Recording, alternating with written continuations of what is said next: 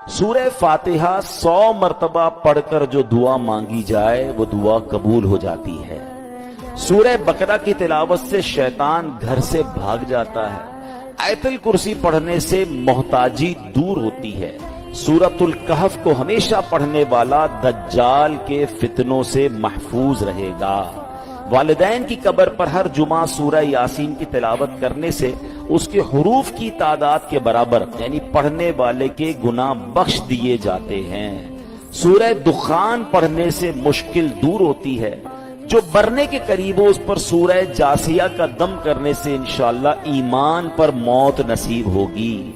सूरह हुजरात का पढ़ना और दम करके पीना घर में खैर और बरकत के लिए मुफीद है। सूरह कौफ, कई लोग होते हैं जिनकी फसलें होती हैं, बाग होते हैं, तो उसके बारे में फरमाया कि सूरह काफ पढ़ने से बाग में फलों की कसरत होती है। सूरह रहमान 11 बार पढ़ने से तमाम मकासद पूरे होते हैं।